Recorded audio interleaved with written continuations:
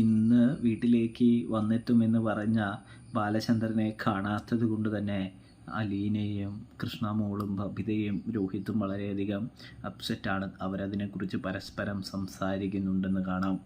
ഇതേ സമയം കൃഷ്ണയോട് രോഹിത്ത് പറയുന്നുണ്ട്, അങ്ങനെയാണെങ്കിൽ നിനക്ക് വിളിച്ചു നോക്കിയാൽ പോരെ, അപ്പോൾ സംഭവവും കാര്യങ്ങളൊക്കെ അറിയാമല്ലോ എന്ന് പറയുമ്പോൾ അതൊരു നല്ല ആശയം തന്നെയാണ് എന്ന് പറയുന്നു, മനസ്സിലാക്കുന്നു.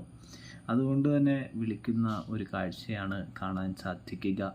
ഇതേ സമയം ബാലചന്ദ്രനാണെങ്കിൽ വളരെ ക്ഷീണമുണ്ടെന്ന് പറയുമ്പോൾ അലീനയാണെങ്കിൽ എന്നാൽ അവിടെ അച്ഛന് റൂം എടുത്ത് സ്റ്റേ ചെയ്തിട്ട് നാളെ വന്നാൽ മതി എന്ന് പറയുമ്പോൾ, എന്തായാലും എനിക്ക് വേണ്ടി കാത്തിരിക്കേണ്ട മോളെ, ഗേറ്റൊക്കെ അടച്ച് നിങ്ങൾ കിടക്കാൻ നോക്കിക്കോളൂ, വരുന്നില്ലെങ്കിൽ ഞാൻ മെസ്സേജ് അയക്കാമെന്ന് ബാലചന്ദ്രൻ അലീനയോട് പറയുന്നത് കാണാനായിട്ട് കഴിയുന്നുണ്ട്, സാധിക്കുന്നുണ്ട്.